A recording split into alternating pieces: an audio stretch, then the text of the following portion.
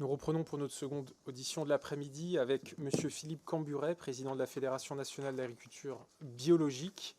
Je vous remercie de vous être rendu disponible. L'agriculture biologique a été une fois de plus au cœur des discussions de notre commission d'enquête et aussi du débat agricole global.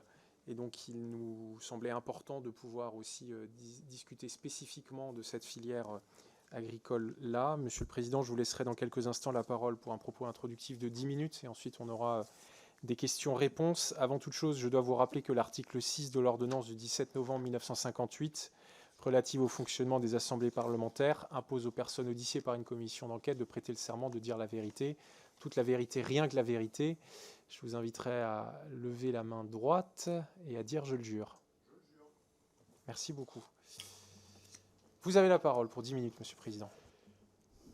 Alors, je tiens tout d'abord à vous remercier de l'intérêt que vous portez au témoignage d'un représentant d'une fédération d'agriculteurs, 10 000 adhérents dans toute la France, sur toutes les productions, toutes les régions, 10 000 agricultrices et agriculteurs qui se sont engagés pour certains, depuis le début de leur profession, depuis le début de l'exercice de cette profession d'agriculteur, dans un mode de production qui finalement vise davantage à préserver le vivant et l'avenir du vivant que l'immédiateté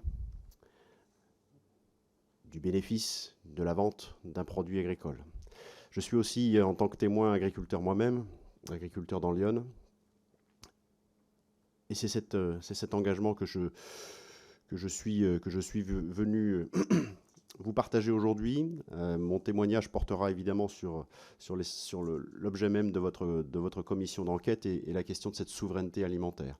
La souveraineté, elle est souvent mélangée aujourd'hui à la question de sécurité alimentaire, à la question d'autonomie alimentaire, et je pense qu'il sera dans l'intérêt de chacun de faire le distinguo entre ces différentes notions.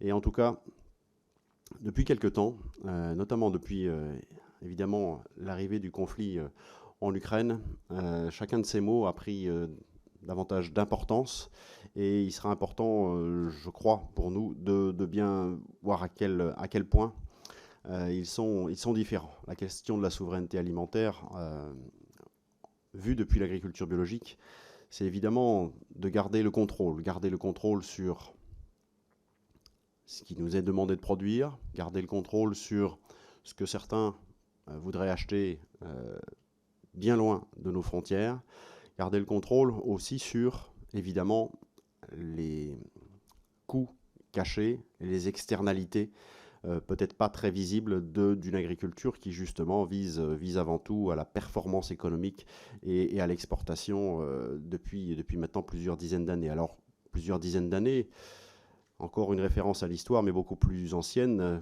à cette période où justement on a été amené à réfléchir à cette fois-ci la précarité alimentaire. La précarité alimentaire, elle est apparue justement à l'issue d'un conflit dont nos propres générations, pour la plupart, étaient victimes. Et ce conflit a installé dans l'imaginaire collectif pour longtemps cette notion d'insécurité alimentaire. Mais malheureusement, c'est resté peut-être trop longtemps dans l'esprit collectif. On est resté trop longtemps dans cette perspective de devoir produire, surproduire, quitte à rogner peut-être sur la qualité, à rogner peut-être sur la durabilité de l'environnement que l'on utilise pour produire. Et de ce fait, aujourd'hui, on accumule depuis maintenant plusieurs décennies de la surproduction. C'est bien le rôle de la politique agricole commune d'intervenir en cas de production et de surproduction. Ça a été le cas pendant plusieurs années, pendant plusieurs programmations de politique agricole commune. Et depuis maintenant plus de 20 ans, on a choisi de s'installer dans un nouveau modèle d'organisation mondiale où toute production excédentaire va de toute façon toujours trouver preneur sur le marché international, et quitte à parfois devoir voir des prix réduit à la baisse, et finalement voir une rémunération des productrices et des producteurs également réduit à la baisse. Donc ce nouveau contexte s'est installé. Il vient d'être perturbé récemment par le conflit ukrainien, évidemment. Mais d'une manière générale, je crois qu'on doit intégrer avant tout une vision plus globale et à plus long terme de notre transition alimentaire. Pour compléter sur ce sujet-là, il est évident qu'on ne consomme plus de la même manière que quand on a choisi de développer massivement la production agricole. Évidemment que les habitudes alimentaires ont changé, elles vont encore certainement changer. On doit s'y préparer pour des raisons sanitaires, parce qu'on sait très bien que nos populations occidentales, ou en tout cas en Europe, sont malheureusement menacées par des épidémies, tantôt d'obésité, tantôt de cancer. Et tout ça, c'est bien un enjeu de santé publique. On a dans nos déclinaisons de politique nationale, heureusement, parfois des plans qui s'en sont bien emparés, avec peut-être pas les effets escomptés immédiatement, mais en tout cas, on a des recommandations, notamment en ce qui concerne l'agriculture biologique et l'alimentation biologique, des recommandations très claires qui font le lien entre justement une alimentation plus raisonnée, plus scrupuleuse, et des perspectives de vivre longtemps en bonne santé un peu plus rassurantes. Malgré tout, cette remise en cause des changements alimentaires, les habitudes alimentaires changeant, le changement climatique lui aussi s'installant, on sait qu'on va devoir finalement aussi réorienter nos productions agricoles parce que notre alimentation va changer. Donc un recours moins important, moins fréquent à l'alimentation carnée va certainement réorienter aussi nos productions.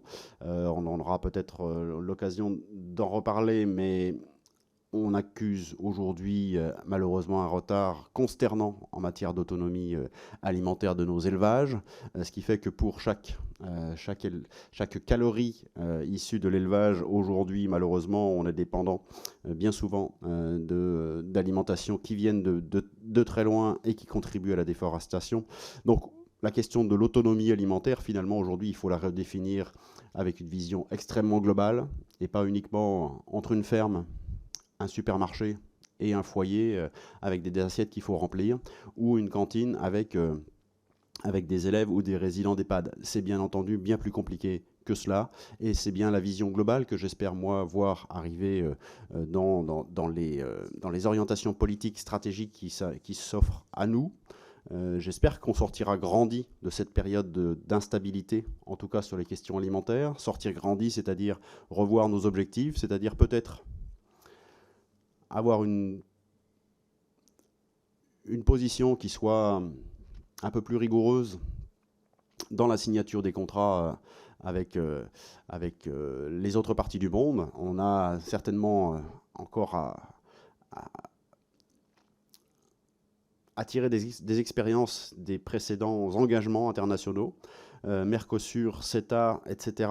Tout ça, ce sont des étapes clés dans notre orientation agricole et alimentaire, et on aura besoin justement de clairvoyance dans tous ces enjeux-là, et bien s'imaginer que finalement, pour peut-être pouvoir exporter des productions industrielles, manufacturées, qui n'ont rien à voir avec l'alimentation, eh bien, pouvoir exporter, ça veut dire certainement devoir accepter d'importer. Exporter contre importer. Voilà le dilemme qui va s'imposer à nos dirigeants, français mais européens. Comment exporter des voitures si on n'accepte pas le bœuf argentin? Cet exemple-là, malheureusement, il est criant de vérité, et il est malheureusement dramatique aussi quand il s'agit de constater quand même l'insécurité et la précarité alimentaire qui règne malgré tout, malgré toute cette surproduction qui règne dans beaucoup de pays encore, et qui règne y compris dans les pays européens, parce que aujourd'hui, par exemple, depuis Depuis le Covid, on a quasiment doublé le niveau de précarité alimentaire. On est arrivé à 15% de gens aujourd'hui dont la sécurité alimentaire est remise en question, à la fois par la quantité et par la qualité, de manière très inquiétante. Donc, encore beaucoup de choses à faire, même si l'agriculture aujourd'hui est au rendez-vous pour produire massivement. On s'aperçoit que les objectifs que l'on a assignés à l'agriculture ne sont peut-être pas tous atteints. Et à l'inverse, on a commencé à largement mettre en péril la durabilité de nos conditions d'existence sur cette planète, de mettre en péril aussi notre économie, tant l'agriculture peut coûter cher aux citoyens, peut coûter cher par l'intermédiaire de la politique agricole commune, c'est une contribution qui va alimenter le budget européen, peut coûter cher en matière d'impact sur l'eau, par exemple. La dépollution de l'eau et la Cour des comptes s'en est notamment inquiétée largement et a commencé à tirer les sonnettes d'alarme. Mais la dépollution de l'eau aujourd'hui est un critère à prendre en compte, évidemment, dans le bilan global de notre modèle agricole. Donc j'espère qu'on va arriver à avoir cette vision globale de l'ensemble des transitions pour qu'on fasse les choix qui s'imposent à nous et de manière durable. Merci, Monsieur le Président. Alors, j'ai plusieurs questions à vous poser. D'abord, est-ce que vous pouvez nous rappeler quelle est la part du bio dans la production agricole française? Quel est l'ordre de grandeur? Alors, l'agriculture biologique, aujourd'hui, c'est globalement 15% des surfaces, 10% des effectifs, 10% des fermes. On a une agriculture qui est en pleine croissance jusqu'à il y a quelques années. On a connu un changement d'échelle très important, c'est 60 000 fermes environ. Et c'est finalement une agriculture qui intéresse les jeunes qui veulent s'installer aujourd'hui. On a 30 à 40%, juste pour l'exemple, 30, 40, parfois 50% dans certaines régions, des porteurs de projets d'installation qui veulent s'installer en bio. Si on ne les laisse pas s'installer en bio, si on ne leur fournit pas les conditions économiques d'existence de leur ferme, malheureusement, ce sont des gens qui passeront leur chemin. Donc le changement des générations passe nécessairement aujourd'hui par l'agriculture biologique. Et le nombre d'effectifs est en croissance ou en décroissance comme pour le nombre d'effectifs agricoles totaux? Donc il est encore en croissance aujourd'hui. Je pense que le solde entre le départ en retraite, les arrêts de ferme et puis les arrivées, donc soit en installation, soit en conversion, le solde devrait être positif encore pour l'année 2023. On aura les chiffres très bientôt, ce qui veut dire que globalement, l'agriculture biologique continue sa percée. Et notamment grâce aux installations. Juste pour compléter, au niveau de la consommation des ménages, malheureusement, on n'en est qu'à un niveau assez faible, 5-6% de la consommation des ménages. Malheureusement, on est très loin derrière d'autres pays européens, voire même derrière les États-Unis. Et donc, c'est en ça qu'on a une grande marge de progrès aussi, de développement pour notre agriculture, parce qu'on est encore qu'à un niveau très marginal de la part dans la consommation des ménages français. Sur encore juste des questions de chiffres, quel est le solde commercial en gros de l'agriculture biologique? Alors on entend souvent qu'il serait déficitaire en fait. Est-ce que c'est vrai? Alors, ça a pu être vrai par le passé sur certaines productions. Aujourd'hui, on nous a mis au défi de répondre à la demande. La demande a été longtemps très importante par rapport à l'offre. On s'est retroussé les manches.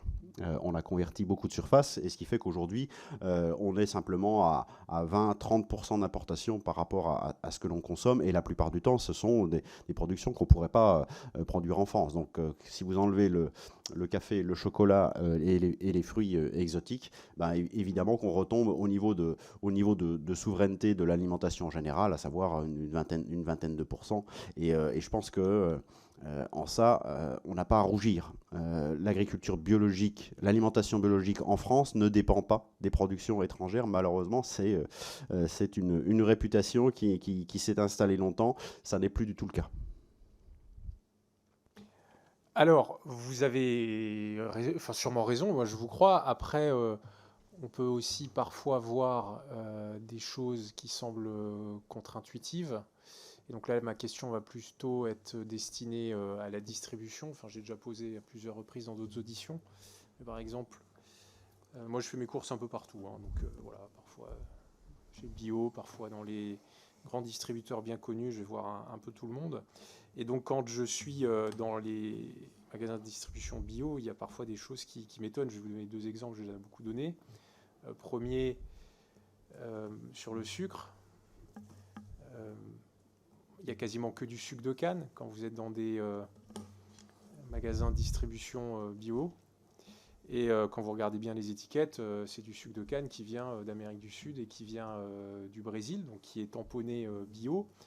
Et moi qui suis alsacien, département betteravier, sucrier, avec une sucrerie bien connue qui est celle d'Erstein, au final, je me pose la question, est-ce que le sucre de canne bio importé du Brésil a un meilleur bilan écologique que le sucre blanc d'Erstein produit en conventionnel juste à côté? Donc ça, c'est la première aberration moi, que j'ai vue à plusieurs reprises qui m'a beaucoup surprise. Et une autre que j'ai aussi vue il y a quelques semaines, fruits et légumes, vous avez des carottes bio origine Allemagne. Est-ce qu'elles ont un meilleur bilan écologique que la carotte conventionnelle alsacienne produite à quelques kilomètres? Voilà. Donc on a parfois, en fait, et puis on pourrait, je pense, se faire beaucoup d'exemples dans la distribution, là encore une fois, bio en France, de situations qui peuvent sembler parfois étonnantes. Donc moi, ça m'intéressait de vous entendre comment on résout ce genre de paradoxe, ou alors peut-être que ce ne sont pas des paradoxes. Alors les questions que vous posez, je les entends bien entendu souvent, elles sont représentatives de beaucoup d'interrogations du grand public, et elles sont tout à fait légitimes, évidemment. Aujourd'hui, on a une alimentation biologique qui est distribuée à la fois par la grande distribution, hein, qui s'est engouffrée dans ce segment de marché il y a quelques années, et puis à la fois dans une distribution spécialisée. Donc vous m'avez dit que vous avez plusieurs expériences et que ce que vous constatez là est peut-être vrai dans les différents réseaux. En tout cas, ce qui est sûr, c'est qu'aujourd'hui, quel que soit, enfin, en moyenne sur toute l'alimentation, le coût climatique, l'empreinte carbone de notre alimentation ne repose qu'à 20% environ sur le transport. Tout le reste est lié au mode de production, au mode de transformation. Donc quand vous avez un sucre de canne qui n'a pas reçu d'engrais chimiques azotés, le protoxyde d'azote, je ne sais pas si vous avez entendu parler de ce gaz à effet de serre qui est largement répandu malheureusement en ce moment avec les engrais azotés.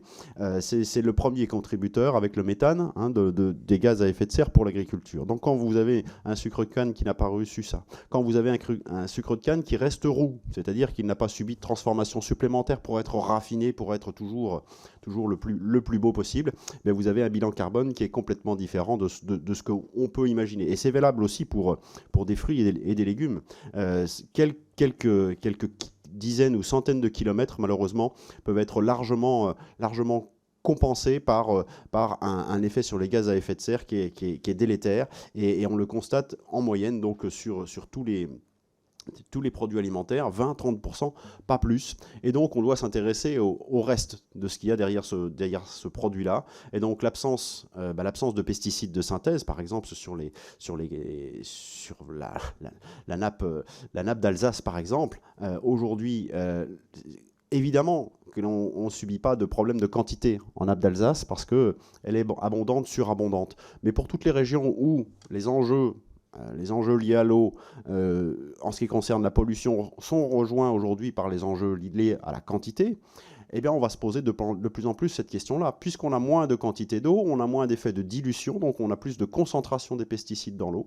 Et aujourd'hui, tous les maires ou tous les responsables de collectivités que je rencontre au quotidien, eux, sont alarmés par cette situation de captage qui se ferme dans le territoire. Donc, évidemment que l'approche plus globale sur tous les enjeux fait intervenir parfois peut-être des angles d'appréciation du sujet qui sont pas ceux que l'on a quand on a une intuition. Ils sont parfois contre-intuitifs, et c'est en ça que on demande à ce que, par exemple, dans le cadre de l'affichage environnemental, hein, c'est un projet du gouvernement qui doit aider les consommateurs à s'orienter vers les produits qui correspondent aux achats qu'ils veulent faire. Eh bien, par exemple, dans cet affichage environnemental, on attend qu'on ait des indications relatives à la contribution au changement climatique, surtout les aliments aujourd'hui qui portent un emballage, que les consommateurs soient éclairés sur l'impact de leur achat alimentaire, comme ils sont déjà habitués à le faire sur des voitures, sur des appartements. Ils vont l'être bientôt sur des vêtements. Que cet affichage environnemental leur permette justement d'apprécier mieux l'impact de leur achat alimentaire sur leur environnement, pour en tout cas celles et ceux qui y sont sensibles. Merci. J'ai une question un peu sur les filières en bio, enfin bon, l'ensemble des productions qui sont exactement les mêmes que dans l'agriculture conventionnelle.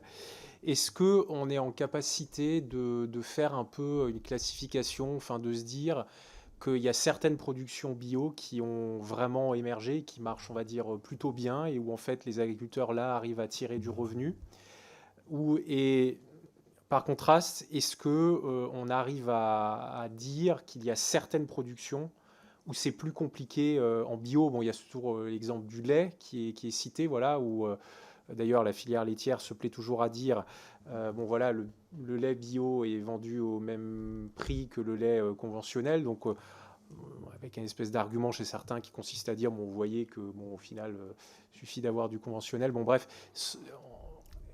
Et à côté de l'exemple du lait, voilà, est-ce qu'on arrive à faire une classification de production sur lesquelles vraiment voilà, l'agriculture biologique a maintenant fait, on va dire, ses preuves, à la fois économiques et puis au niveau de la consommation, et puis d'autres où on voit qu'en réalité c'est beaucoup plus fragile. Voilà, est-ce qu'on a un peu comme ça des familles? Je vais prendre deux exemples, dont un qui va faire écho à notre précédente conversation.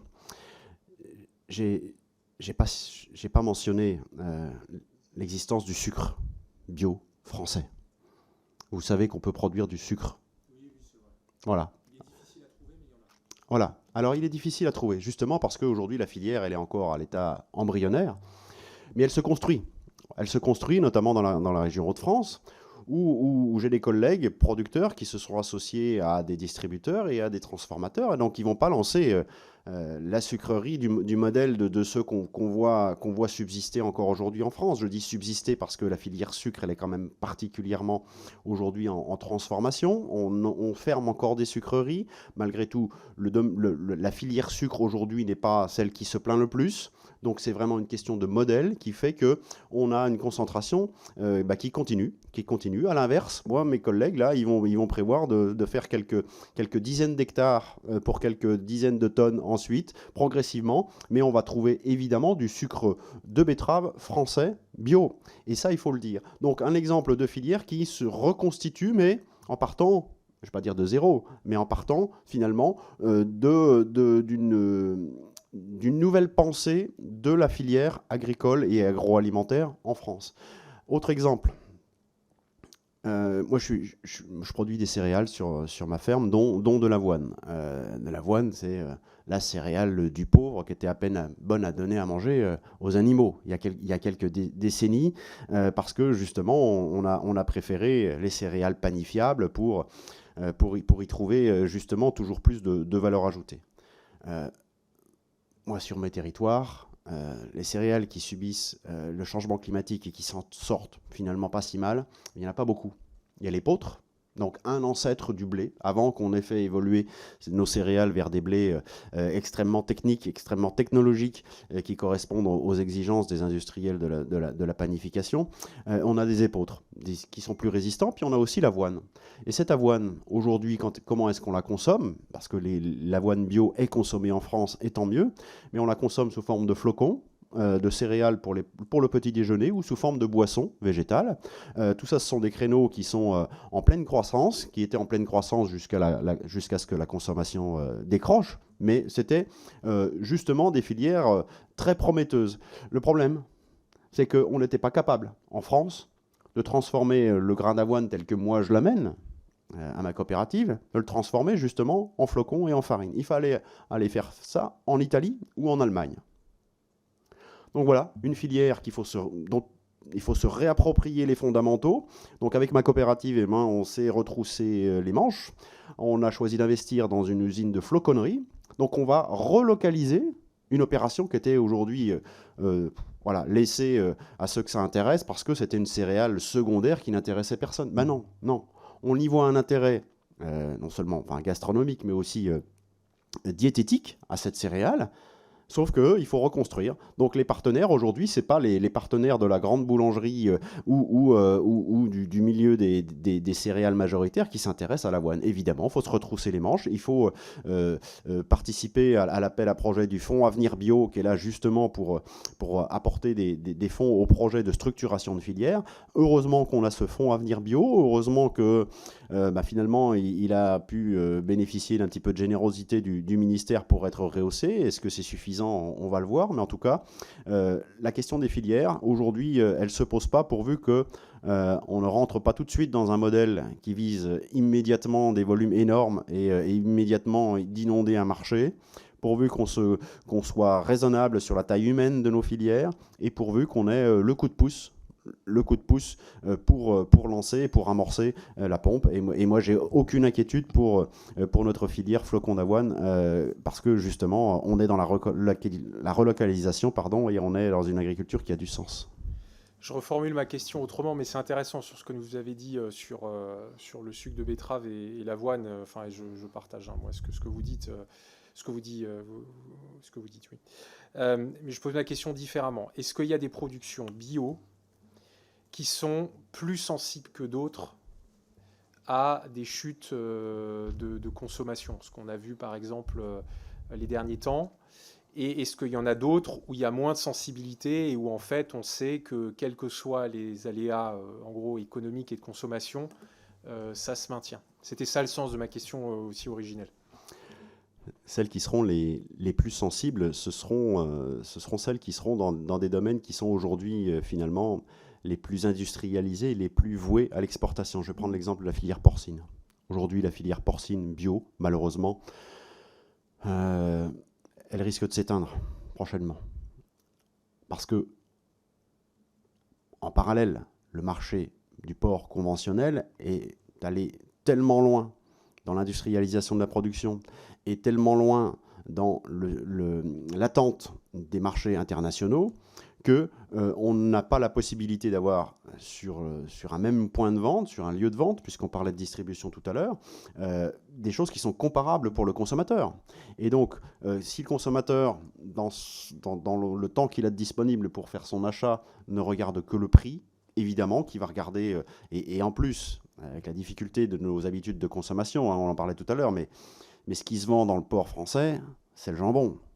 À part le jambon, il n'y a plus grand-chose. Il faut tout de suite transformer ou alors il faut exporter. Donc on choisit des morceaux des carcasses qu'on va se garder et puis tout le reste, il faut l'exporter. Donc sur le jambon, évidemment que un jambon qui soit même nitrité, même bien coloré en rose, sera toujours imbattable s'il est produit dans une porcherie industrielle par rapport au porc fermier élevé en plein air.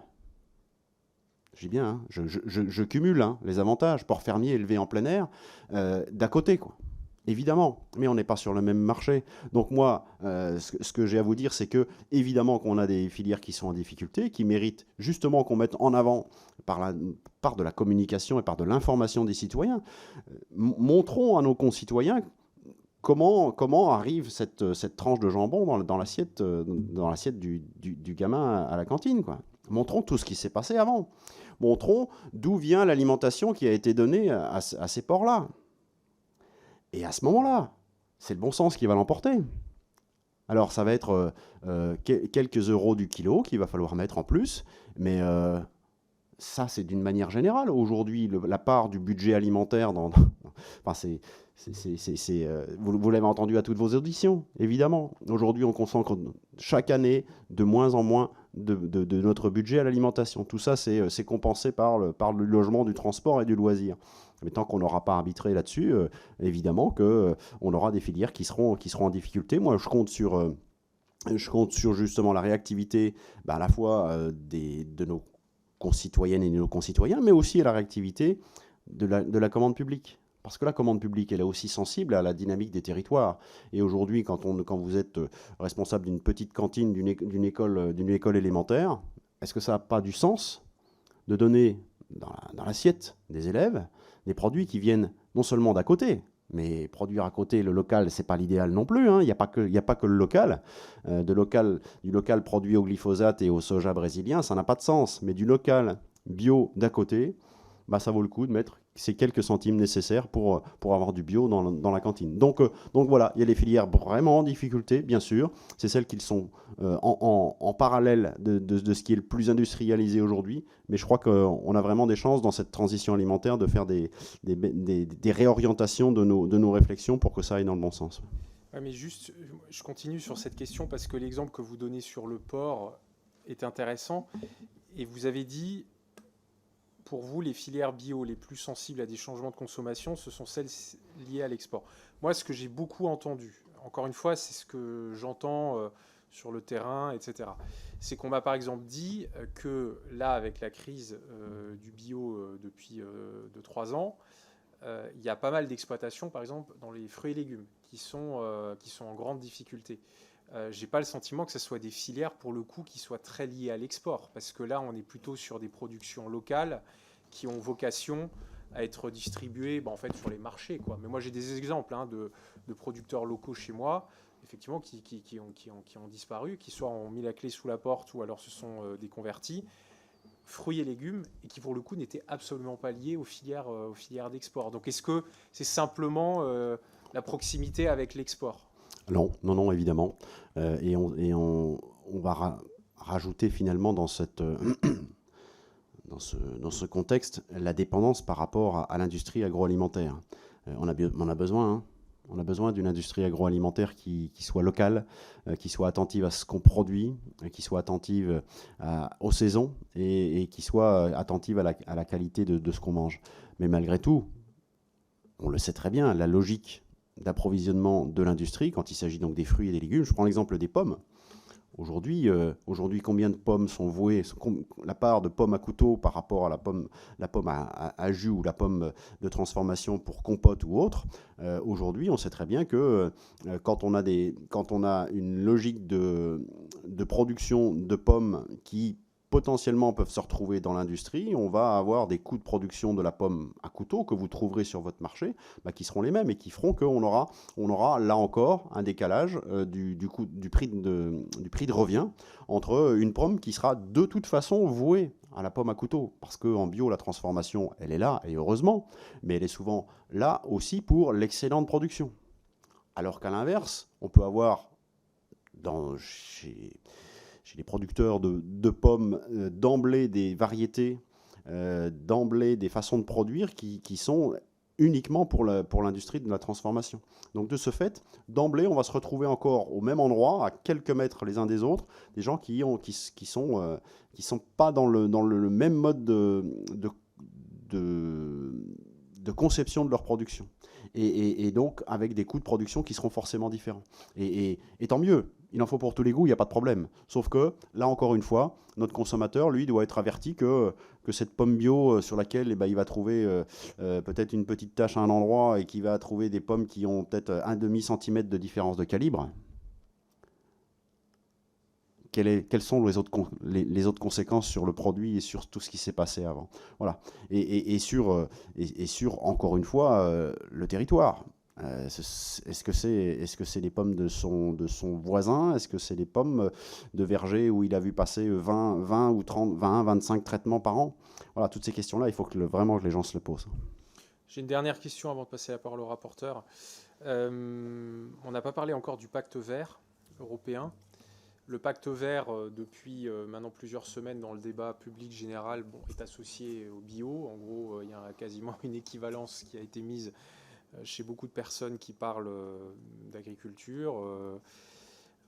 Pacte vert égale agriculture biologique, et donc Pacte vert très très attaqué dans le débat public, pas simplement français, dans le débat public européen. Et quand il est attaqué, c'est aussi une attaque de la transition écologique en agriculture, du bio, etc. Bon, qu'est-ce que tout ça voilà, vous inspire? C'est une question relative, volontairement générale, ouverte, pour qu'on puisse aussi lancer le débat, mais je pense que le rapporteur aura aussi des questions, et moi je reviendrai ensuite. Mais par rapport au pacte vert, comment est-ce que vous l'avez perçu, envisagé quand il a été lancé au début de la législature européenne qui se termine? Et puis, qu'est-ce que vous avez à dire des attaques dont il fait l'objet depuis maintenant 4 mois?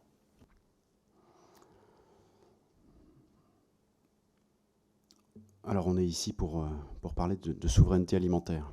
Et pour revenir à ce que j'abordais en propos liminaire, la souveraineté, c'est pour moi avoir la possibilité de choisir.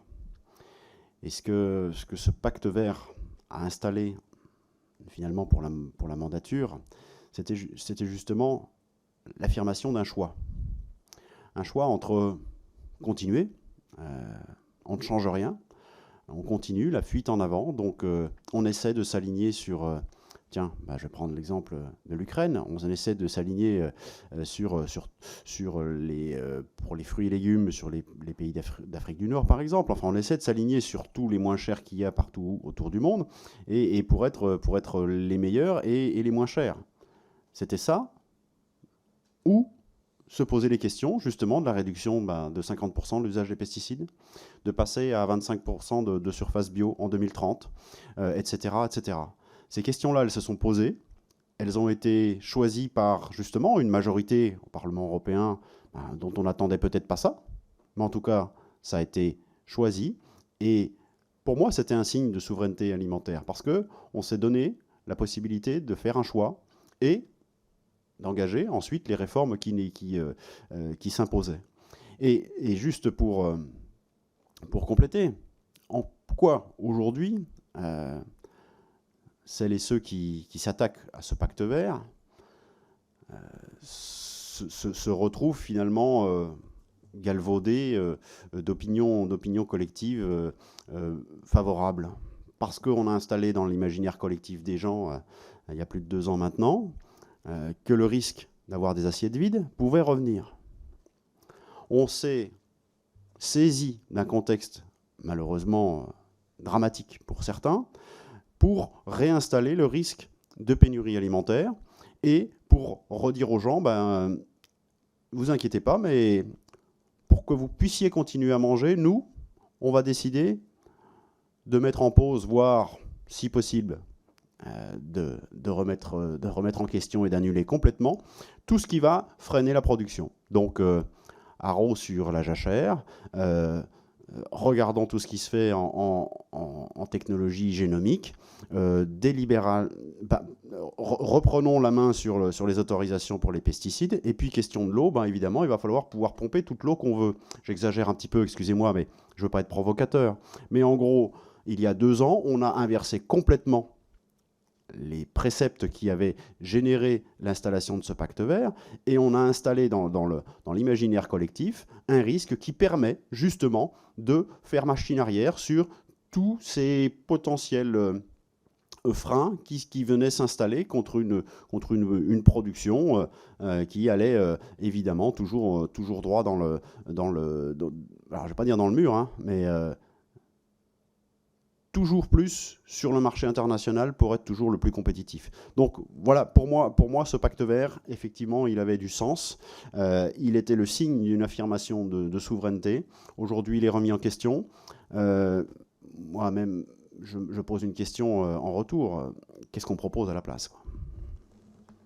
Et juste pour bien comprendre ce que vous venez de dire, quand vous affirmez on a réinstallé depuis 2 ans dans le débat public le risque de pénurie alimentaire, Donc vous, là, vous le dénoncez en fait, ça. C'était un Je, peu corrosif. je le déplore, voilà, Ouais. je le Non, mais déplore. pour bien comprendre. Pardon, je le déplore dans la mesure où on est venu présenter voilà, des risques des risques de faim dans le monde qui seraient accrus d'un seul coup parce qu'on aurait ce conflit. C'est bien plus compliqué que ça.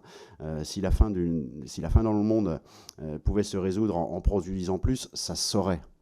Aujourd'hui, il y a beaucoup de choses qui dépendent des échanges internationaux, il y a beaucoup de choses qui dépendent de la stabilité politique des États et du développement agricole de beaucoup d'États. Donc là, évidemment que potentiellement certains pays se sont trouvés dans l'instabilité parce que justement, ils s'étaient peu à peu installés dans une espèce de sécurité, de commerce avec l'Ukraine. Et cette sécurité, évidemment, elle est fragile et il a fallu se reporter sur d'autres sources d'approvisionnement. Mais en tout cas, pour nous, Français et nous, Européens, où était le risque? Le risque, il n'était pas dans nos assiettes, il était bien ailleurs.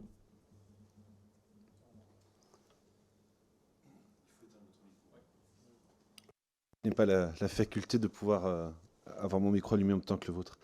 Je vous remercie. Est-ce que vous pourriez peut-être, avant toute chose, nous donner la définition que vous faites de la souveraineté alimentaire, s'il vous plaît?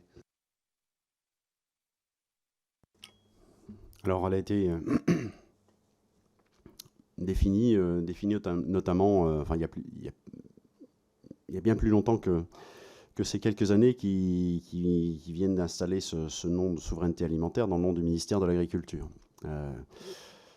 Il y a bien des années qu'au niveau international et parfois même dans des milieux alternatifs, on s'est posé cette question-là. Qu'est-ce que être souverain en matière alimentaire? Et être souverain, c'est avoir une vision à long terme, avoir une vision collective pour que tant les consommateurs que les producteurs, personne ne soit le dindon d'une farce, finalement, à chacun au bout d'une chaîne où on se passerait les aliments des uns aux autres en les transformant et finalement on chercherait toujours à s'enrichir dessus. L'idée de cette souveraineté alimentaire, c'est avoir le choix, penser aux autres et puis avoir une vision à long terme, voilà, de manière très globale. Donc ça veut dire que pour notre nation, évidemment, peut-être envisager d'avoir une autre position par rapport aux engagements comme peuvent être le Mercosur, le CETA ou d'autres, regarder la facture qu'on a à payer en matière de préservation de l'environnement. Cette facture-là, qui va la payer? C'est certainement pas les gens qui prennent les décisions aujourd'hui, ce sont les générations à venir. Donc toutes ces questions-là, malheureusement, ne sont peut-être pas assez souvent adossées à la question de souveraineté alimentaire. Et ça rejoint ce que j'essayais de vous dire tout à l'heure sur ma vision qui devrait être beaucoup plus globale que simplement agriculture, alimentation. Malheureusement, je pense qu'on a besoin d'être plus global et d'avoir une vision aussi à plus long terme. Beaucoup. Ce qui me surprend, il y a des choses très intéressantes dans cette définition, mais ce qui me surprend un peu, c'est qu'il n'y a pas de notion de local, ou d'effort sur la production française. L'agriculteur biologique est quand même assez identifié aussi au circuit court, donc c'est quand même une notion qui me semblait importante. De la même manière que tout à l'heure, en répondant au président, vous sembliez un peu défendre aussi, à la rigueur, la légitimité des importations de l'agriculture biologique, sur peut-être un constat qui conviendra de préciser, parce que j'ai sous les yeux les indicateurs de souveraineté qui ont été édictés par le ministère de l'Agriculture il y a quelques jours, qui montrent très clairement que la balance commerciale sur l'agriculture, sur les produits biologiques est quand même largement déficitaire. On est quand même... si en plus on retranche, alors les viticulteurs ne m'en voudront pas parce que j'en fais partie, mais si on retranche les exportations de vin, on a quasiment 2 milliards de déficit commercial sur les productions bio. Et j'ai pas entendu dans vos réponses cette importance finalement de privilégier aussi le local par rapport aux importations. Sans doute par habitude.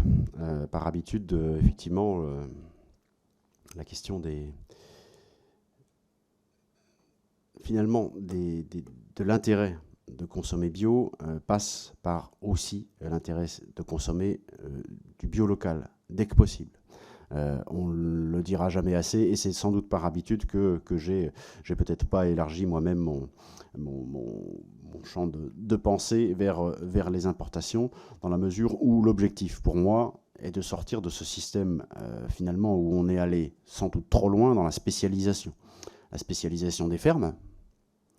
Aujourd'hui, on est devant un grand enjeu de diversification. J'en veux pour preuve la sensibilité de certaines fermes à des aléas conjoncturels, des aléas climatiques, des accidents de cultures qui peuvent être dramatiques pour les uns ou pour les autres, à tel point qu'on en vient à finalement devoir consacrer beaucoup d'argent public à la protection. Donc, en matière de viticulture, la protection contre le gel, la protection contre certaines maladies ou certains ravageurs devient un enjeu finalement de politique publique. Et on sait très bien que plus on va dans la spécialisation, plus on se fragilise. Donc la spécialisation à l'échelle des fermes, mais aussi la spécialisation à l'échelle des régions et la spécialisation à l'échelle des nations. On est devenu finalement en surproduction chronique et massive sur certaines productions, et puis à l'inverse, on est très très dépendant d'autres pays sur d'autres productions. Donc ça, vous le savez, c'est largement documenté, et malheureusement ça se reproduit parce que justement on n'a pas réfléchi à cette fragilité, et on choisit délibérément de consacrer de l'argent pour sécuriser cette forme de suprématie que l'on souhaite conserver sur certains produits. Donc le local, oui, le local évidemment. On a près d'une ferme sur deux en bio qui vend en circuit court. Moi, j'ai énormément de collègues qui se font un plaisir d'être en relation directe avec les consommateurs, parce que c'est la richesse de cet échange-là qui est finalement notre récompense aussi. Notre récompense, c'est d'avoir l'avis du consommateur qui, lui, vient nous voir parce qu'il a une confiance établie, une confiance qui doit se renouveler, et puis il a aussi l'intention de mettre du sens dans son achat alimentaire. Et quand il va, en échange d'une denrée alimentaire, consacrer une partie de son budget, il est à peu près sûr que ce budget-là, il va s'y retrouver dans la pérennité de l'agriculteur qu'il a en face de lui. À l'inverse, même si 3/4 des achats alimentaires passent par un caddie de supermarché, je ne vais pas le reprocher à tous les gens qui vivent en zone urbaine et qui malheureusement n'ont pas le loisir de se rendre dans une ferme pour faire de l'achat. Évidemment, de l'achat en direct, évidemment, ce n'est pas un reproche, mais néanmoins, le passage par un circuit de distribution installe malheureusement de la distance. Donc oui, le local est important, évidemment, le plus possible, dès que c'est possible, que ce soit pour la restauration à domicile, mais que ce soit aussi pour la restauration commerciale. J'ouvre une petite parenthèse sur la restauration commerciale, mais aujourd'hui, on n'en est même pas à 2% de consommation de produits bio en restauration commerciale. Si la gastronomie à la française, c'est ça. Si la gastronomie à la française, c'est finalement tout mettre dans le même panier et s'accrocher à une spécificité d'un produit parce qu'il aura une certaine origine, et finalement mettre de côté tout ce qui est sous signe de qualité, c'est quand même dommage.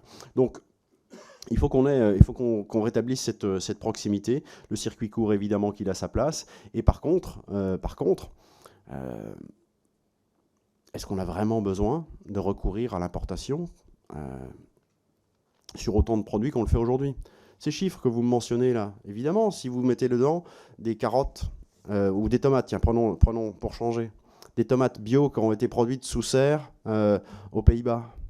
Évidemment que si vous les mettez dans ces chiffres d'importation, on va être pénalisé. Mais est-ce que ça a du sens de manger des tomates bio avant le 1er avril en France? Non. Le chauffage sous serre, moi, ça n'a aucun intérêt. Je vois aucun intérêt à délaisser tous les légumes que l'on sait produire en France de manière respectueuse de l'environnement au profit d'une tendance alimentaire qui voudrait qu'on mange de tout, n'importe quand, de la même manière. Donc oui, toutes les pizzas sont partout dans le monde de la même manière. Tous les hamburgers de toutes les grandes marques sont partout dans le monde de la même manière. Moi, je veux surtout pas ça. C'est surtout pas la standardisation dans l'alimentation biologique. Donc Évidemment, hein, que si vous voulez de tout, n'importe quand, ça va être notre budget, votre budget de consommateur d'abord, et puis ensuite le budget de la nation qui va être déficitaire, oui. Donc il faut raisonner aussi toutes nos habitudes de consommation, et c'est en ce sens que la transition alimentaire passera aussi par une modification de nos habitudes alimentaires. Merci beaucoup. C'est pas, comme l'a dit le président, c'est pas la première fois qu'on parle de l'agriculture biologique dans cette commission d'enquête. On a eu plusieurs fois quand même des filières qui nous ont alertés sur le fait que l'agriculture biologique avait été en difficulté en ce moment, et se pose la question de quelle est la vision, si vous voulez, ou de la corrélation avec le marché. Et ça, c'est même le président des jeunes agriculteurs qui nous avait fait cette remarque, c'est qu'il y a peut-être eu une volonté politique de soutien au bio qui s'est fait en déconnexion avec le marché, et qu'aujourd'hui nous payerions. Est-ce que vous êtes... quelle position vous avez sur cette question ? Alors, moi aussi, j'entends régulièrement des collègues qui disent que finalement, ils se retrouvent victimes, ils se retrouvent dans une impasse. On les a conduits dans une voie qui finalement était vouée à l'échec. Mais évidemment que je suis en complet désaccord avec ça. Qu'est-ce que c'est l'échec aujourd'hui ? Est-ce que c'est ces 60 000 fermes bio qui sont, pour une grande majorité, en difficulté parce qu'elles produisent en protégeant l'environnement et en protégeant les concitoyens ? C'est ça l'échec ? Non. Non. L'échec, c'est la consommation qui décroche. C'est la consommation qui chute par rapport à ce qu'elle était. L'échec, c'est la loi Egalim qui n'est pas respectée dans la restauration collective. C'est ça l'échec. L'échec, c'est le débouché qui chute, le débouché qui disparaît. Comment voulez-vous qu'on soit, comme le prévoit le gouvernement, alors comme l'avait prévu, 15% de bio en 2022, 18% en 2027, 21% en 2030, comment voulez-vous qu'on y soit si en face, on laisse le marché faire ? Si c'est les lois du marché qui doivent l'emporter, évidemment que ça peut très bien se passer si on n'a pas d'accident de parcours, mais ça peut très bien aussi fonctionner en yo-yo. Donc tantôt on aura une tendance positive, et puis d'un seul coup, un scandale par-ci par-là, tout peut s'inverser. On le sait très bien, et dans tous les sens. On sait très bien que la consommation de produits bio a connu de très belles années suite au scandale alimentaire qu'on a eu dans le passé, et on en a eu. On ne va pas en faire la liste ici. Donc tout est très volatile. Et si aujourd'hui on est dans ces difficultés-là, c'est parce que justement, on n'a pas encore atteint la taille critique d'une filière solide, résistante, qui puisse affronter ces difficultés-là. Donc évidemment que si on est laissé à la libre appréciation du marché, tout peut se casser la figure très rapidement. Donc l'échec, pour moi, c'est pas le développement de l'agriculture biologique. Les agences de l'eau, aujourd'hui, elles sont très contentes qu'il y ait de l'agriculture biologique sur leur zone de captage. Elles sont très contentes de soutenir encore la conversion à l'agriculture biologique. Elles sont très contentes de soutenir la création de filières pour qu'on puisse manger bio sur les cantines scolaires des bassins de captage. Donc l'échec, il n'est pas là. L'échec, il est dans, finalement, une politique qui a dit, regardez, vous avez des croissances à 2 chiffres, ça va sûrement durer, on l'espère pour vous, en tout cas, on vous laisse tranquille. Et donc, moi, les agriculteurs qui sont en difficulté aujourd'hui, ils sont en difficulté parce qu'ils ne vendent pas au prix qu'ils souhaitent, évidemment, ça ne couvre pas leur coût de production, mais ils sont aussi en difficulté parce que l'aide, l'assistance qu'il y avait dans ces moments de production, de conversion, eh bien celle-là, elle n'a pas été suivie de paiement pour services environnementaux. L'aide à la conversion, c'est 5 ans. C'est 5 ans pour changer de modèle, changer ses habitudes, acheter des nouveaux matériels, s'approprier de nouvelles cultures. Mais après ça, qu'est-ce qu'on fait ? Moi, si le marché continue sur son envolée, effectivement, il n'y a pas de problème. Sauf que le marché a décroché. Et donc, les paiements pour services environnementaux qui devaient être là pour prendre finalement le relais au bout, ils ne sont pas au rendez-vous. La politique agricole commune a fait d'autres choix. On les a dénoncés. Mais aujourd'hui, la PAC, elle n'est pas au rendez-vous de ce filet de sécurité. Filet de sécurité qui est prévu pour toutes les filières. toutes les filières agricoles aujourd'hui ont un filet de sécurité pour quand les choses vont mal. Donc si vous avez la Chine qui arrête d'importer du porc, vous aurez le filet de sécurité spécial porc. Et ainsi de suite pour toutes les filières. Ça existe. Pour l'agriculture biologique, on nous a dit circuler, il n'y a rien à voir.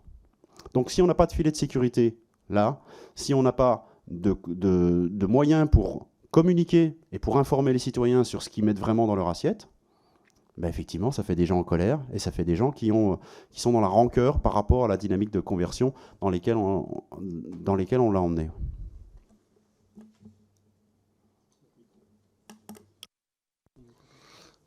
Alors, vos réponses appellent à chaque fois 3 ou 4 questions supplémentaires, donc je vais essayer de me concentrer sur les plus importantes, mais sur la question du filet de sécurité, peut-être ça c'est plus une remarque, mais un producteur en agriculture biologique, un producteur de porc par exemple, bénéficie du filet de la filière porcine.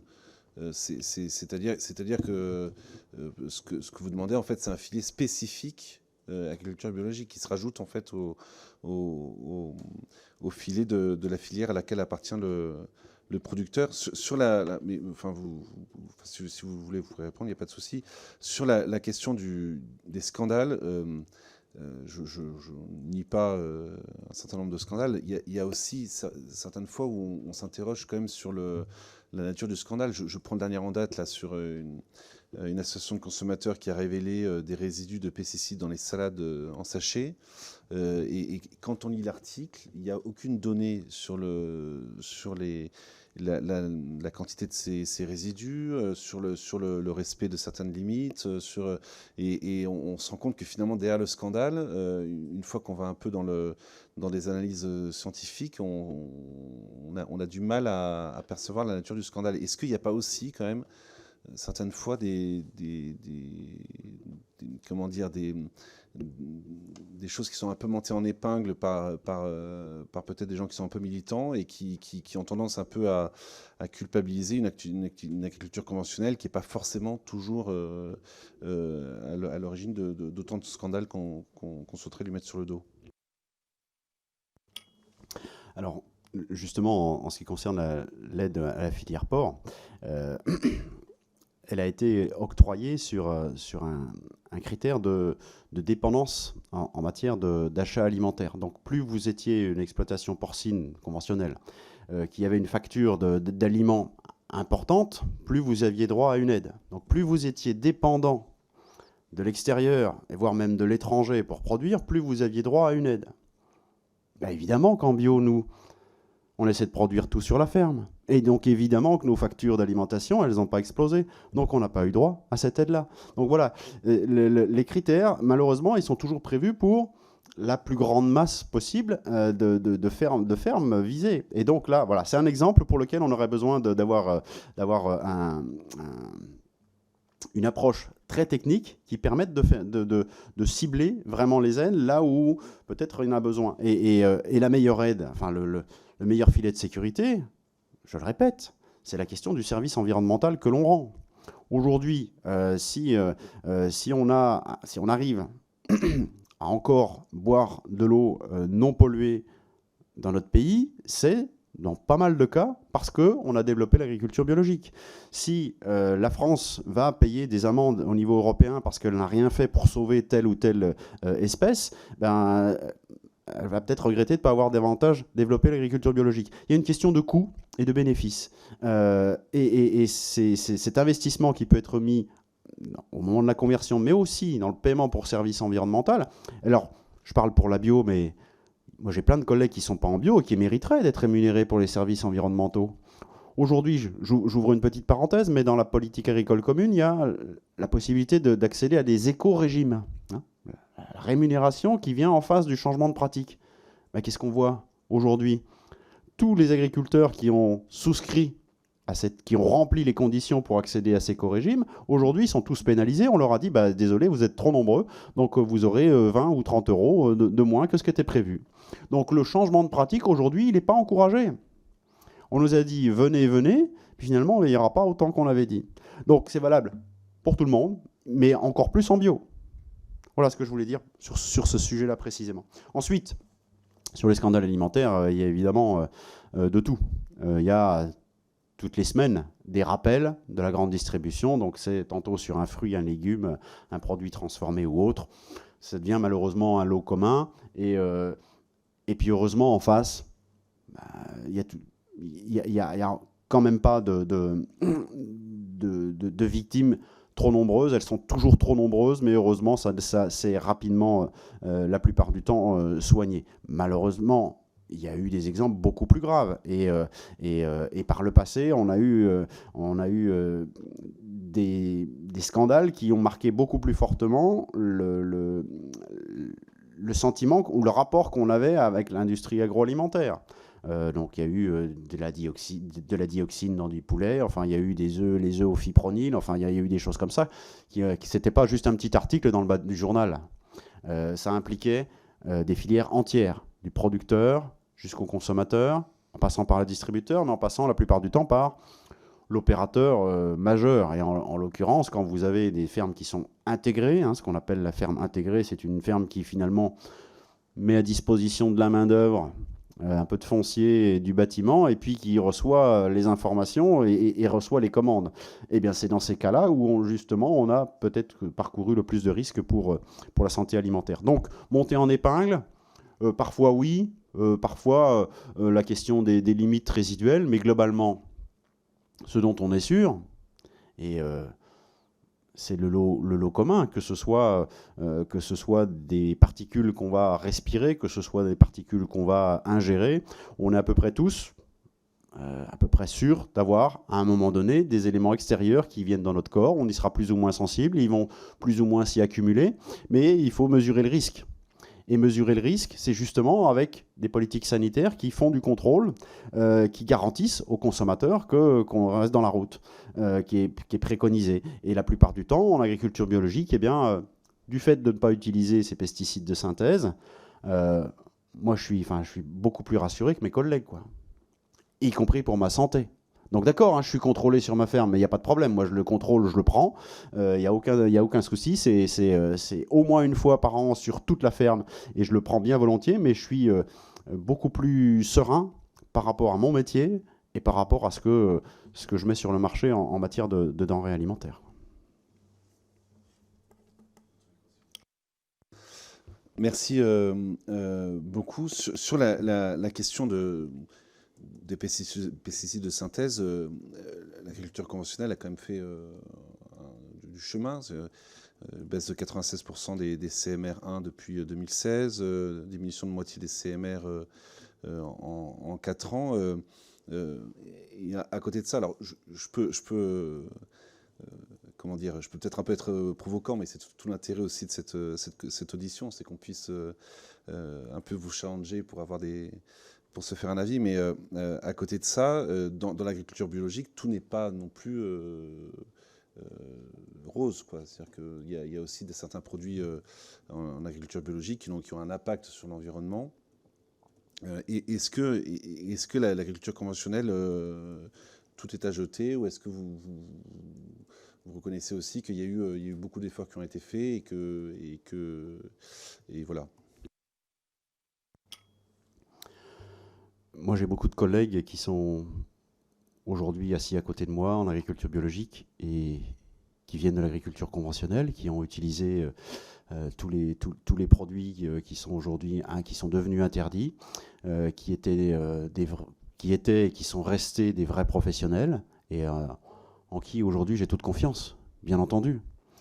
Ce que je reproche, c'est finalement une sorte de complaisance qu'on peut avoir parfois entre une filière qui est contente de voir arriver toujours plus de volume, de voir arriver des problèmes, enfin des questions de qualité de grains peut-être moins fréquentes, où il n'y a pas de questions à se poser, c'est à peu près toujours la même variété, qui arrive toujours à peu près au même moment, toujours les mêmes volumes, donc c'est très pratique pour la suite. Et tant pis si les agriculteurs s'exposent eux-mêmes au danger ou s'ils exposent l'environnement. Donc c'est plutôt cette sorte de complaisance qui s'est installée petit à petit, et finalement aussi cette résistance au changement de pratique. Moi aujourd'hui, quand on m'entend, enfin quand j'entends dire à longueur de journée parfois qu'il n'y a pas de solution. Pas d'interdiction sans solution. Mais vous imaginez à quel point c'est offensant pour l'agriculture biologique d'entendre dire qu'on ne peut pas produire sans ces produits-là, d'entendre dire que les zones qui ne seront pas traitées autour des écoles seront des zones où on ne pourrait rien faire, des zones improductives. C'est profondément insultant pour tous ceux qui font sans, parce qu'on peut faire sans. Donc, c'est ce dialogue qui s'est installé petit à petit, cette opposition qui fait que finalement, parfois c'est difficile de s'entendre. Donc moi, évidemment que je reconnais qu'il y a eu beaucoup d'efforts qui ont été faits, cette diminution des CMR, heureusement encore, heureusement qu'on arrive à diminuer, et j'espère qu'on va aller encore plus loin. Les solutions, elles existent. On n'en a pas autant qu'on voudrait parce que la recherche, pendant longtemps, elle s'est focalisée sur l'optimisation de ce triptyque entre la génétique des variétés, le climat qui allait à peu près, qui était à peu près supportable, et puis les engrais et les phytos. On a essayé d'optimiser toujours ça ensemble depuis pas mal d'années. On ne s'est jamais trop posé la question des alternatives. C'est que très récemment. Et le pas de temps dans la recherche, ce n'est pas le temps de l'année agricole comme on peut la connaître sur nos fermes. Ce pas de temps de la recherche, malheureusement, il fait défaut aujourd'hui. On n'a pas suffisamment anticipé ces risques et ces interdictions qui allaient arriver. Et donc, oui, il y a des interdictions qui arrivent un peu brutalement. Mais entendre dire qu'il n'y a pas de solution en face, c'est comme entendre dire qu'il n'y a pas de sucre bio, quoi. Elles existent, on est de plus en plus nombreux à le faire. Il y a de plus en plus d'hectares qui sont mis en œuvre sans ces produits-là. Donc, il n'y a pas de problème. Et pour revenir sur votre question de tout n'est pas rose en bio, vous savez qu'il y a des listes, il y a des listes de produits qu'on utilise, il y a des listes qui sont autorisées en bio, et dans ces listes de produits autorisés en bio, c'est des produits qui sont d'origine naturelle et qui sont naturellement présents dans l'environnement. Et dès qu'on peut s'en passer, évidemment qu'on s'en passe. Évidemment, parce que ça coûte cher, parce qu'il faut le mettre en œuvre, et on va toujours privilégier les modes de régulation naturels.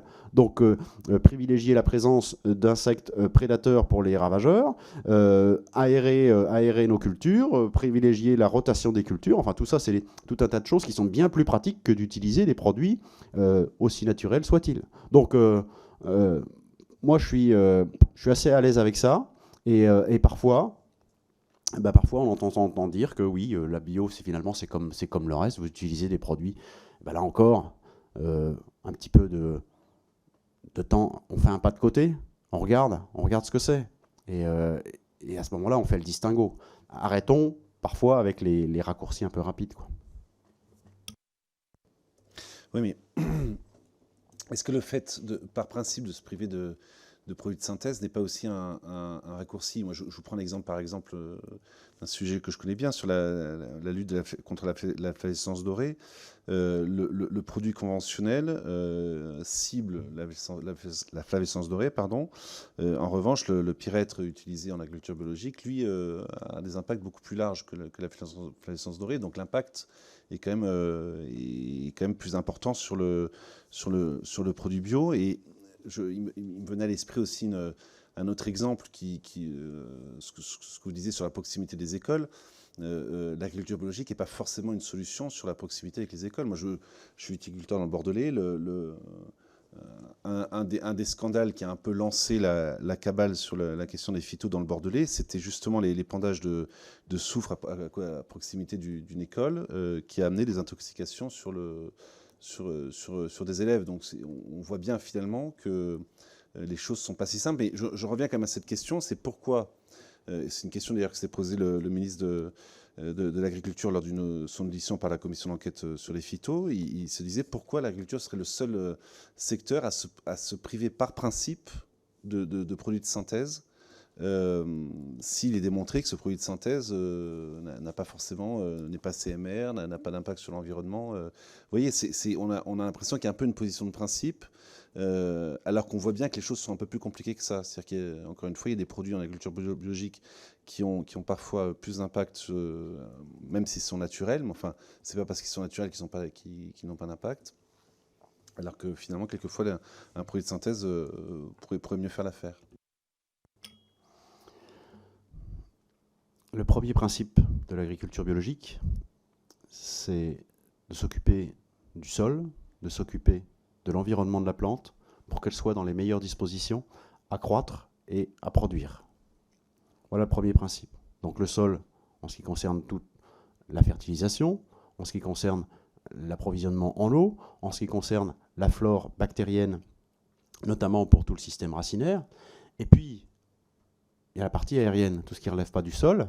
Ça peut passer évidemment par la diversité cultivée, donc pas une seule espèce, évidemment, de la même manière que mettre des dizaines de milliers d'animaux dans des endroits concentrés, c'est se rendre fragile, de la même manière que d'avoir une seule espèce sur des grandes surfaces, c'est se rendre fragile aussi. Donc évidemment que ce n'est pas si simple, je suis bien d'accord avec vous, mais l'objectif de l'agriculture biologique, c'est de ménager le maximum des conditions pour avoir une défense naturelle et autonome des plantes. Donc le cas de la flavescence dorée.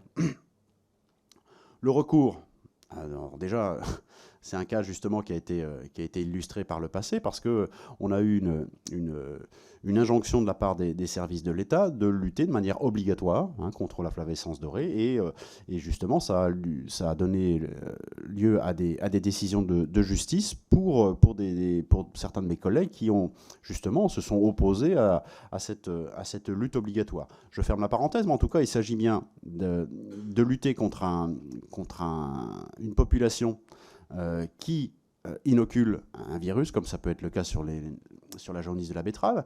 Et donc là, on est aussi dans une question d'équilibre biologique. Et évidemment qu'à chaque fois qu'il est possible de se passer d'une préparation pour essayer de défavoriser la population d'un insecte, eh bien on fera le maximum. Et c'est bien cette idée-là. Donc dans le cas du soufre, c'est pour une maladie. Évidemment que la pression d'une plante ou d'une culture à une maladie, elle ne dépend pas que de la malchance. On sait très bien, et heureusement que la recherche, là aussi, j'espère, va nous apporter des solutions, mais que ce n'est pas la fatalité, la maladie. On peut avoir, malheureusement, à cause du changement climatique, je suis bien d'accord, comme ça a été le cas l'année dernière, quelque chose qui relève presque de la fatalité, tellement les conditions sont réunies pour que la récolte soit anéantie. Néanmoins, la plupart du temps, on sait qu'on a des leviers dans le choix des espèces ou des cépages, on a des leviers dans la densité de plantation, dans la conduite même de la végétation, et dès qu'on pourra se passer de la solution d'intervenir avec un produit, évidemment qu'on sera d'autant plus à l'aise, comme je vous le disais tout à l'heure, pour nous-mêmes, pour l'environnement et pour le voisinage, évidemment. Et on ne s'est jamais opposé à la question des zones de non-traitement. Évidemment qu'il n'y a aucun souci pour ça. Et évidemment qu'on va quand même continuer à produire dans les zones où ça ne sera pas traité. Merci. J'avais encore deux sujets sur lesquels je voulais vous interroger. Donc c'est aussi un peu pour revenir sur ce que vous aviez développé avec Monsieur le Président, sur la question des importations. Moi, j'avais compris que vous légitimiez finalement la labellisation de certaines productions en agriculture biologique d'importation. On sait qu'il y a quand même des différences de normes à respecter sur les... Enfin, il n'y a pas une harmonisation des normes sur l'agriculture biologique. Est-ce que vous avez aussi le même avis sur la question? Est-ce que ça pose une difficulté sur la crédibilité des productions qui sont vendues sous le label agriculture biologique ou non? Alors la question des normes, c'est le sujet historique de la FNAB. La FNAB, c'est un regroupement de producteurs partout aux quatre coins de la France, dans toutes les productions, qui se sont dit, il y a de ça 40 ans, mais finalement on travaille un petit peu de la même manière, est-ce qu'on ne pourrait pas mettre sur le papier quelques principes? Et au fur et à mesure, c'est devenu un premier cahier des charges national, et puis ensuite qui a été soumis au niveau européen, et là on vient de mettre en œuvre, de démarrer le nouveau règlement européen. Donc tout ça s'est construit au fur et à mesure, et filière par filière, jusque par moment aller très dans le détail, surtout dans les filières d'élevage par exemple, où on va se poser vraiment beaucoup de questions très techniques, mais c'est valable partout, et puis Et puis on a été tellement loin que aujourd'hui, ce cahier des charges, eh bien, on a réussi à le faire passer évidemment au niveau européen, mais il a intéressé aussi beaucoup d'autres zones du monde. Donc depuis la dernière version, là, on a à peu près sur tous les continents, plusieurs pays, je ne vous rentrerai pas dans le détail, c'est plutôt le travail de l'agence bio, mais en tout cas, sur tous les continents du monde, plusieurs pays qui ont adopté le cahier des charges européen et qui devient le standard de la production bio. Donc aujourd'hui, ce discrédit que certains veulent faire porter sur le bio de l'étranger, qui ne serait pas du vrai bio, on en a eu quelques exemples célèbres récemment. En tout cas, en Europe, il n'y a pas de sujet, il n'y a pas de question. Tous les contrôleurs qui vont contrôler dans les fermes bio européennes sont soumis à la même réglementation eux-mêmes, se mettent en danger eux-mêmes si jamais ils viennent à contrôler d'une certaine manière par rapport à ce qui est exigé. Le contrôle bio européen est uniformisé. Et regardez, enfin je sais pas, regardez les cas de fraude qu'on peut avoir aujourd'hui. Les cas de fraude au faux bio, enfin moi j'en ai pas en mémoire, quoi. Vous allez en trouver ponctuellement un par-ci par-là. Je ne sais pas, un opérateur malveillant et qui serait, mais qui s'est fait prendre. Et à l'inverse, partout tout ce qui va rentrer donc dans les frontières du continent européen, ça va être identifié. Et si ça vient d'un pays où on respecte le cahier des charges bio, on pourra mettre justement tout ce qui concerne la réglementation bio européenne de la même manière. Donc tout ça, ça avance. Évidemment que c'est pas parfait. Évidemment que on fait avec ce qu'on a et on n'a peut-être pas allé assez vite. Mais en tout cas, déjà en privilégiant le bio français et européen, on s'exonère de beaucoup de choses. Et vraiment dans les cas où on peut avoir des doutes, la plupart du temps, ça se concentre sur des filières qui sont quand même déjà éprouvées sur ce sujet-là et depuis longtemps. Et la plupart du temps, on a une labellisation qui se fait aussi avec d'autres critères qui sont plus de l'ordre économique et du revenu des paysans par des filières d'équitabilité. Et généralement, quand le commerce équitable s'est associé à la certification bio, on a un engagement plus fort des producteurs et des filières. Donc, reste encore une fois au consommateur à chercher l'information. Et s'il a le doute, il l'assume. Soit il achète et à ce moment-là, il ne se plaint pas et peut-être qu'il se sera fait avoir, soit il n'achète pas et il va se reporter sur un produit, alors donc un produit européen. Ça ne sera peut-être pas exactement celui qu'il voulait, mais là encore une fois, le consommateur a aussi son rôle à jouer. Merci beaucoup. Je reviens sur un sujet qu'on a déjà abordé, mais comme cette audition est très intéressante et qu'il y a 1000 sujets, on chemine pas mal. Sur la question du marché, ce serait très facile pour nous de vous dire que oui, il faut que les collectivités respectent les lois Egalim, voire même renforcer les lois Egalim sur la part du bio dans les cantines scolaires. Après, ce qu'on nous dit, on a d'ailleurs auditionné le syndicat de la restauration collective, c'est que le bio, ça coûte plus cher. La filière poulet nous avait montré un graphique qui était assez intéressant, c'est-à-dire que le poulet français est un peu plus cher que le poulet d'importation, mais la différence est beaucoup moins importante entre le poulet français et le poulet d'importation que le poulet français conventionnel et le poulet sous signe de qualité ou en agriculture biologique. Et on a quand même cette difficulté, si vous voulez, d'imposer à des collectivités dont les ressources sont quand même relativement limitées, une alimentation qui, de fait par nature, est quand même plus chère que l'alimentation conventionnelle, ce qui reste quand même un dilemme dans un contexte où les finances publiques sont quand même assez restreintes. Voilà, comment on fait pour arriver à supporter ou à consommer une alimentation qui, dans son mode de production, fait qu'elle est plus chère que les autres?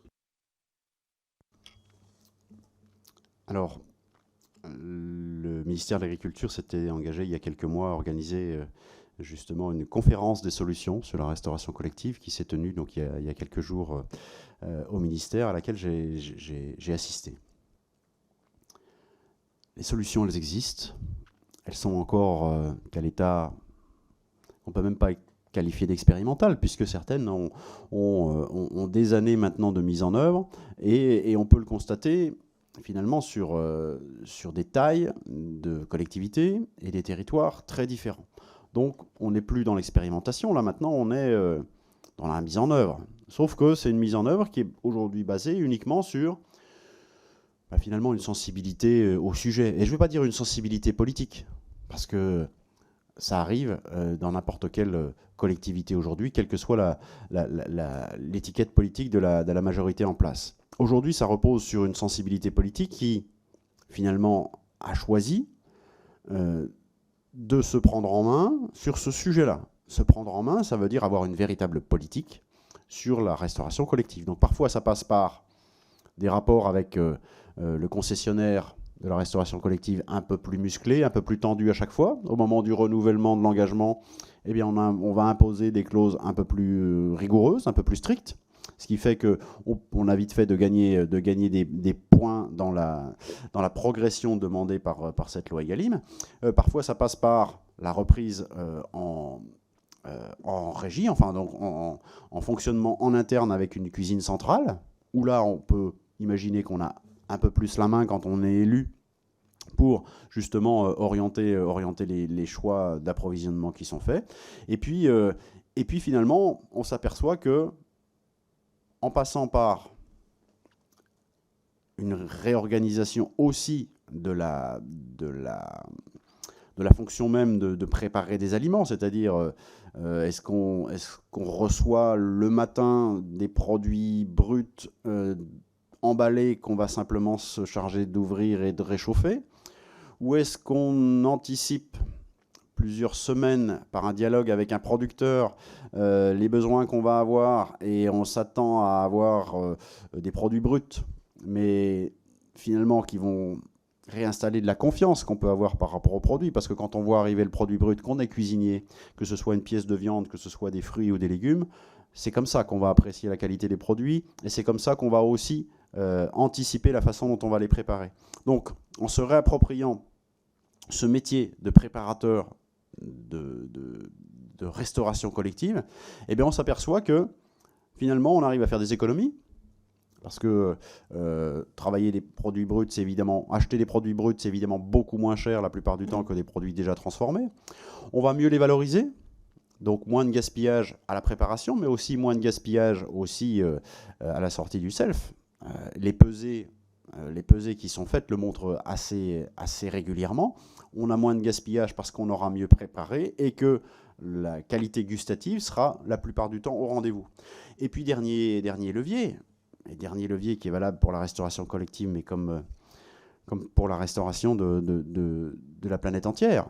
On sait très bien que quand on va mettre de l'argent dans des produits carnés, on va pas pouvoir les mettre dans autre chose. Et à l'inverse, quand on va apporter un peu moins souvent de produits carnés, mais de meilleure qualité, déjà, ça sera moins gaspillé, tout va être mangé. Et puis à l'inverse, eh bien, on va pouvoir faire d'autres repas à coût moindre. Donc globalement, sur toutes les économies qui vont être faites, eh bien, on s'aperçoit qu'il y a beaucoup de collectivités qui, soit n'ont connu que de très faibles augmentations de reste à charge aux familles, parce qu'il y a cette question-là aussi, hein. Est-ce qu'on regarde le reste à charge aux familles ou est-ce qu'on regarde le budget global?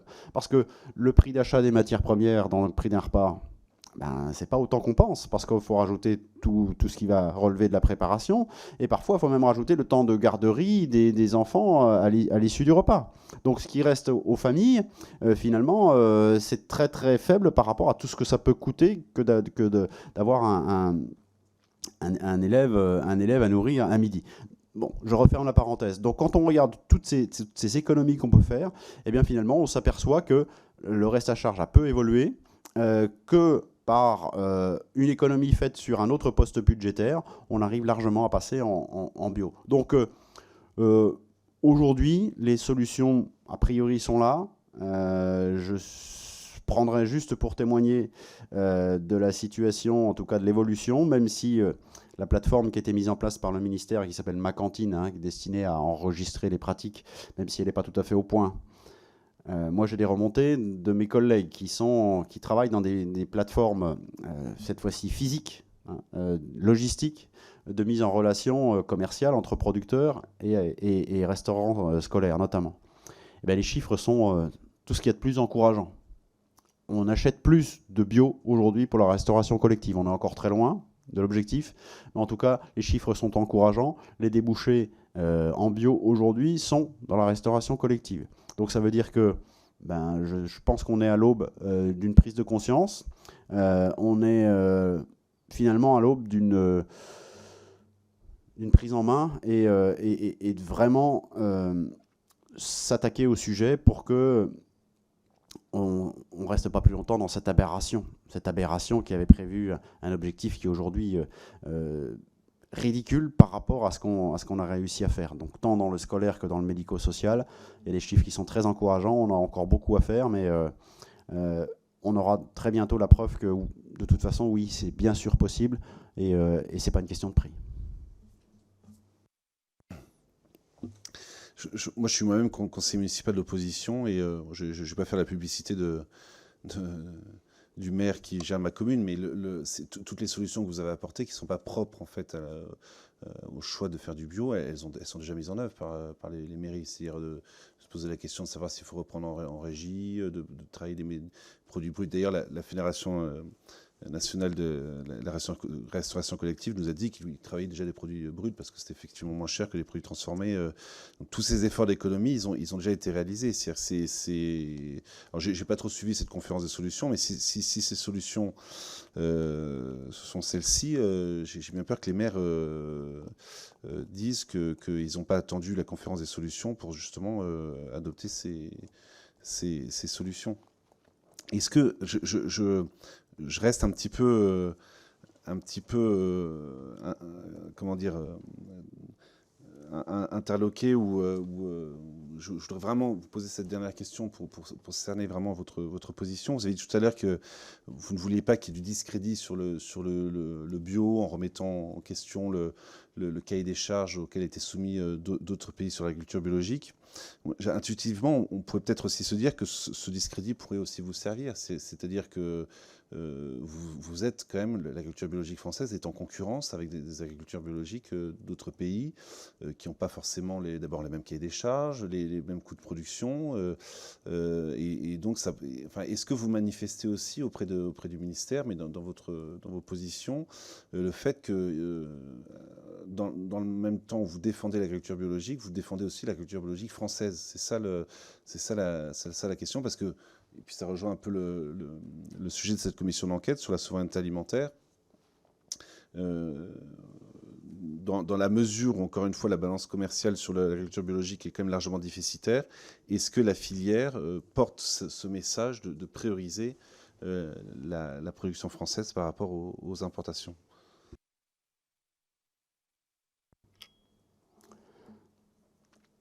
Je vous parlais tout à l'heure d'élevage porcin où on privilégie l'autonomie, même si ça nous a coûté peut-être l'accès à certaines aides. En tout cas, sur nos fermes, on vise l'autonomie et peut-être même que je pourrais vous dire qu'on vise la souveraineté de décision sur nos fermes. Je veux dire par là que on a le souci de pouvoir au plus vite et au plus près résoudre des questions de dépendance ou d'approvisionnement de tiers. Cet esprit dans lequel on travaille, on voudrait le voir évidemment repris par des transformateurs qui peuvent faire jouer la concurrence, éventuellement, oui, entre différents producteurs, entre différents pays même. Donc on pourrait imaginer que quand la farine de blé bio française est trop chère, on pourrait aller s'approvisionner en Allemagne, par exemple. Évidemment qu'on va être attentif à tout ça et qu'on va regretter les cas où ça se produit. Mais globalement, on essaye d'être toujours présent face à la demande des consommateurs. Quand la demande est insoutenable, on n'a pas la raison de rentrer dans le système de toujours fournir ce que le consommateur veut. Évidemment que non. Je vais reprendre mon exemple des tomates. Non. Donc, la question est de savoir sur quoi on est éventuellement en concurrence. Et finalement, est-ce que c'est une vraie concurrence ? Parce qu'aujourd'hui, on a quand même le climat qui fait la différence entre nos pays. Je rappellerai qu'en agriculture biologique, on essaye de s'adapter à ce que la nature permet et on essaie d'éviter le recours aux artifices. Donc le climat impose différentes variétés dans les espèces, impose même plusieurs espèces. Donc si on n'a pas de... si on n'a pas de terrain favorable à la viticulture, eh bien, on va chercher d'autres cultures. Ça, c'est mouvant et évidemment que ça va changer, mais c'est valable pour toutes les cultures. Donc, si on n'a pas les espèces disponibles pour notre climat, on va regarder d'autres espèces. Et si dans une même espèce, les variétés sont différentes, eh bien, on va pouvoir toujours s'adapter avec des variétés. Donc, globalement, l'idée, c'est de toujours être présent face à une demande qui nous semble avoir du sens. Ne pas aller au-delà parce que les artifices n'ont rien à faire en agriculture biologique pour contourner la réalité de la nature et l'adaptation au climat ou aux éléments naturels. Donc cette réglementation aujourd'hui qui privilégie le sol par rapport aux plantes, les plantes qui vont être consommées par les humains ou consommées par des animaux qui vont fournir des produits animaux ensuite, cette logique-là, elle va l'emporter en permanence. Donc par moment... Quand on a commencé, malheureusement, la surproduction de blé, évidemment qu'on a proposé notre blé à d'autres pays européens. Ça paraissait logique, mais pas dans une logique de concurrence, dans une logique de complémentarité. Moi, j'aurais préféré qu'on arrive juste qu'on ne produise que ce qui était nécessaire. Ça n'a pas été le cas. On a produit plus que ce qui a été nécessaire puisque la consommation a chuté. Donc on l'a proposé. Et inversement, quand on n'est pas suffisant en France, donc ça veut dire que quand on n'a pas suffisamment travaillé ces fameuses variétés qui s'adaptent au climat ou au terroir, quand on n'a pas suffisamment développé de conversion dans certaines zones, eh bien on est dépendant, oui, d'autres pays. Donc ça, on va le rester encore longtemps et notre souveraineté alimentaire, elle va dépendre de notre capacité à se diversifier. Je vais revenir sur la diversification. Si on est tellement déficitaire en fruits et légumes en France, c'est parce qu'on s'est à l'opposé tellement spécialisé en céréales, en porc et en bovin laitier, par exemple, quoi. Pour moi, l'enjeu de la souveraineté alimentaire va passer par la déspécialisation et donc la diversification. Donc aujourd'hui, moi, je vois d'un bon oeil arriver un plan sur la filière fruits et légumes, sur la filière protéines végétales. Franchement, aujourd'hui, allez fanfaronner qu'on est les premiers producteurs d'animaux dont l'alimentation dépend à 80% d'Amérique du Sud, franchement. Il y a de quoi être fier de ça. Moi, je crois pas. Je crois que la souveraineté, là, elle est au niveau zéro.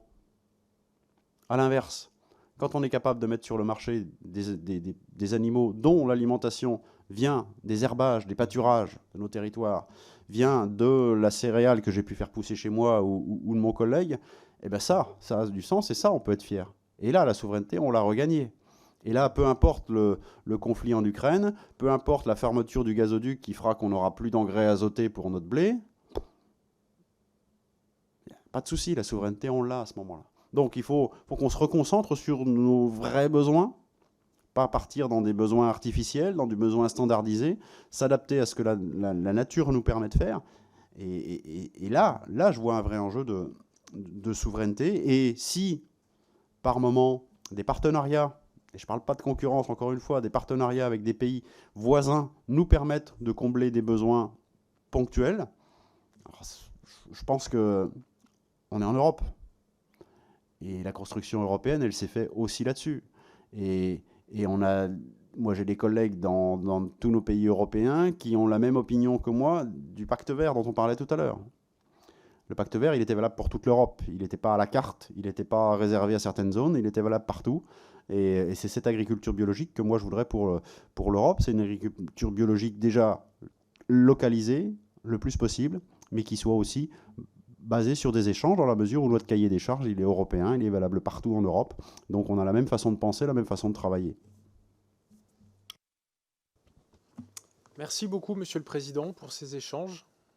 Voilà, il n'y a plus de questions, donc je clôture la journée d'audition et on se retrouve demain matin à 9h pour une très grosse journée d'audition. Je crois que nous en avons 5. Merci, bonne soirée.